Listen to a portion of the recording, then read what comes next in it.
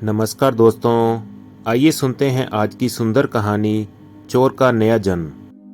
एक चोर ने राजा के महल में चोरी की।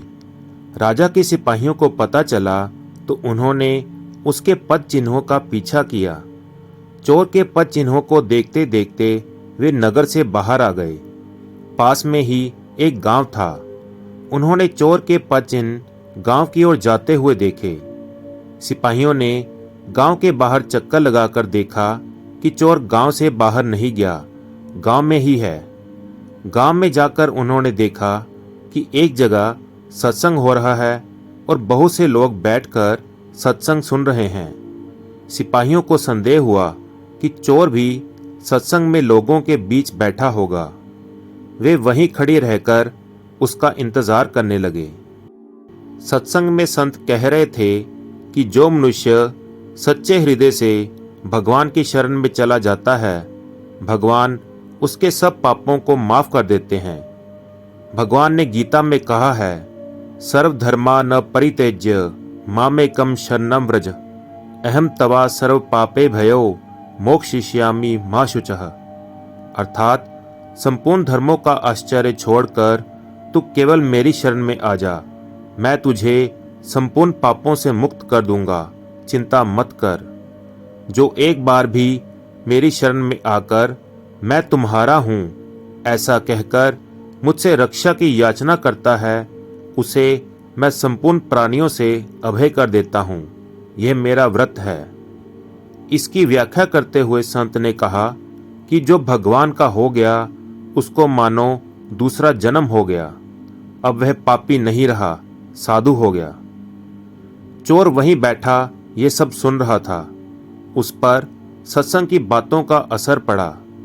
उसने वहीं बैठे बैठे ये दृढ़ निश्चय कर लिया कि अब मैं भगवान की शरण लेता हूं। अब मैं कभी चोरी नहीं करूंगा। मैं भगवान का हो गया। जब सत्संग समाप्त हुआ, लोग उठकर बाहर जाने लगे। बाहर राजा के सिपाही सबके पद चिन्हों को देख रहे थे। चोर भी बाहर निकला तो सिपाहियों ने उसके पद चिन्हों को पहचान लिया और उसको पकड़ लिया। सिपाहियों ने चोर को राजा के सामने पेश किया और कहा कि महाराज, हमने चोर को पकड़ लिया है। इसी आदमी ने चोरी की है। राजा ने चोर से पूछा कि इस महल में तुमने चोरी की? सच सच बताओ, तुमने चोरी किया हुआ धन कहाँ रखा है? चोर ने दृढ़तापूर्वक कहा कि महाराज, चोरी मैंने नहीं की। मैंने तो इस जन्म में ही कभी चोरी नहीं की। तब सिपाही बोले कि महाराज, ये झूठ बोलता है। हम इसके पद चिन्हों को पहचानते हैं। इसके पद चिन्हों से साफ सिद्ध होता है कि चोरी इसी ने की है। राजा ने चोर की परीक्षा लेने की आज्ञा दी, जिससे पता चले कि वह झूठा है या सच्चा। चोर के हाथ पर पीपल के 2.5 पत्ते रखकर उसको कच्चे सूत से बांध दिया गया। फिर उसके ऊपर गर्म करके लाल किया हुआ लोहा रखा। उसका हाथ जलना तो दूर रहा, पत्ते और सूत भी नहीं जला। उसने लोहा नीचे फेंका तो जहां पर वह गिरा वह जगह काली हो गई। राजा ने देखा कि इसने वास्तव में चोरी नहीं की, यह निर्दोष है। अब राजा सिपाहियों पर बहुत नाराज हुआ कि तुम लोगों ने एक निर्दोष पुरुष पर चोरी का आरोप लगाया। तुम लोगों को दंड दिया जाएगा। ये सुनकर चोर बोला कि नहीं महाराज, इनको आप दंड ना दें। इनका कोई दोष नहीं है। चोरी मैंने ही की थी। राजा ने सोचा कि ये साधु पुरुष है, इसलिए सिपाहियों को दंड से बचाने के लिए चोरी का दोष अपने पर ले रहा है। राजा बोला कि तुम इन पर दया करके इनको बचाने के लिए ऐसा कह रहे हो, पर मैं इनको अवश्य दंड दूंगा। तो चोर बोला कि महाराज, मैं झूठ नहीं बोल रहा हूं। चोरी मैंने ही की थी। अगर आपको विश्वास न हो तो अपने आदमियों को मेरे साथ भेजो।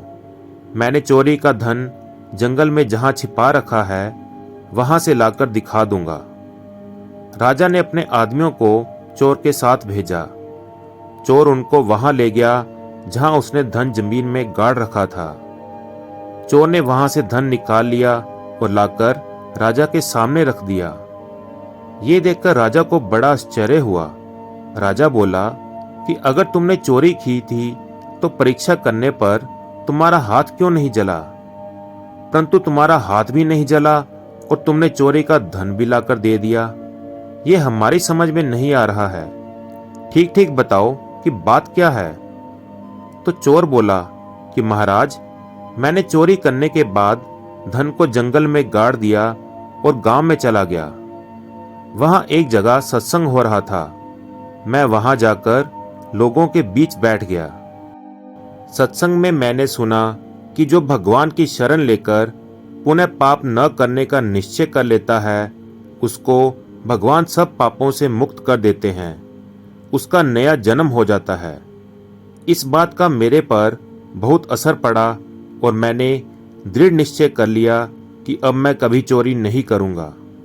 अब मैं भगवान का हो गया, इसलिए तब से मेरा नया जन्म हो गया। इस जन्म में मैंने कोई चोरी नहीं की, इसलिए मेरा हाथ नहीं जला। आपके महल में मैंने जो चोरी की थी वह तो पिछले जन्म में की थी।